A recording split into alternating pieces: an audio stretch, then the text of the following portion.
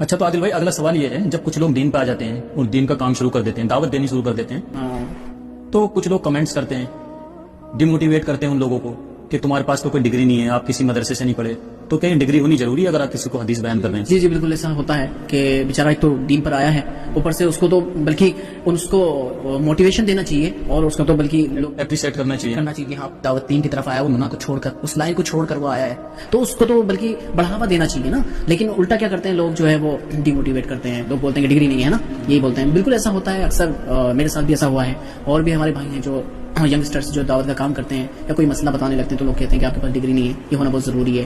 تو دیکھیں اس کی مثال ایسے ہے ملتی ہے کہ ہمارے آئیڈل جو ہے آپ صلی اللہ علیہ وسلم ہے نا، اللہ تعالیٰ نے فرمایا قرآن کے اندر کہ یا ایھا الذین آمنوا اطیعوا اللہ واطیعوا الرسول، یعنی اللہ کی بات مانو اور اللہ کے رسول کی بات مانو۔ تو آپ صلی اللہ علیہ وسلم ہمارے لیے ایک آئیڈل ہے، برابر، تو وہ ڈیسائیڈ کریں گے کہ ہمیں کیا، میری امت کو کیا کرنا ہے نا۔ تو رسول اللہ صلی اللہ علیہ وسلم نے ہمیں ڈگری دے دی۔ آپ صلی اللہ علیہ وسلم نے فرمایا، بخاری میں یہ حدیث ہے کہ آپ صلی اللہ علیہ وسلم نے فرمایا کہ پہنچا دو میری طرف سے اگرچہ ایک آیت ہی کیوں نہ ہو، یعنی کہ کوئی ایک آیت بھی اگر نارمل یعنی کامن انسان کو ایک آیت بھی یاد ہے نا، تو اس کا فرض بنتا ہے کہ وہ دوسرے تک ایک آیت پہنچا دے۔ اور جیسے کہ اللہ تعالیٰ فرماتا ہے قرآن کے اندر، سورہ انعام آیت نمبر 19 میں آتا ہے وَأُوحِيَ إِلَيَّ هَٰذَا الْقُرْآنُ لِأُنذِرَكُم بِهِ وَمَن بَلَغَ، اے نبی ان سے کہو کہ مجھے یہ قرآن وحی کر کر اس لیے بھیجا گیا ہے کہ تاکہ اس کے ذریعے میں لوگوں کو ڈر سنا دوں، اور جن جن تک یہ قرآن پہنچے، یعنی کہ اب مجھے بتائیں آپ جن تک میں کون آئے گا؟ وہ مفتی آئیں گے، سبھی آئیں گے نا۔ دیکھیں منور بھائی، اس کی مثال ایسے ہے کہ آپ مفتی ہونے کے بعد بھی یا مولوی ہونے کے بعد کوئی غلط کام کرنے ہیں، یعنی سود لے رہے ہیں آپ، اور کوئی بچہ آتا ہے، اب آپ کو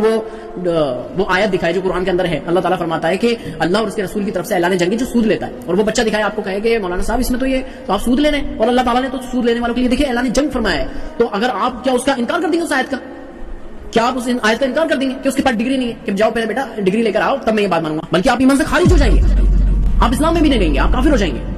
اور دوسری مثال یہ کہ منور بھائی کہ انسان ڈاکٹر بنتا ہے یا کوئی ڈگری کرتا ہے، اب کئی لوگوں نے یہ بھی کہا ہے کہ یار وہ تم اب ڈاکٹر ہے تو کوئی ڈاکٹر کا کام تھوڑی نہیں کر سکتا، کوئی بولتے ہیں کہ کوئی انجینئرنگ کر رہا ہے یا کوئی کرکٹر ہے تو وہ کرکٹر، ہر کوئی کرکٹر تھوڑی نہیں بن سکتا کرکٹر جیسا۔ تو دیکھیں کرکٹر یا ڈاکٹر بننا ہر سب انسانوں پہ فرض نہیں ہے، لیکن دین پر چلنا اور قرآن کو فالو کرنا ہر ایک انسان پہ فرض ہے۔ رسول اللہ صلی اللہ علیہ وسلم جو رحمۃ للعالمین بن کر آئے ہیں پیغمبر، وہ سبھی کے لیے بن کر آئے ہیں، پوری کائنات کے لیے بن کے آئے، سبھی کے لیے بن کے آئے، تو سب کا فرض ہے کہ وہ قرآن کو لوگوں تک پہنچائے۔ چلے ایک ہی آیت بھی یاد ہو تو مسئلہ جو ہے ہمارے سامنے آ جاتا ہے، پیش ہو جاتا ہے، اللہ کے رسول صلی اللہ علیہ وسلم نے جو بات پہنچا دی، فرما دی، تو ہمارا فرض بنتا ہے کہ ہم لوگوں تک پہنچا دیں۔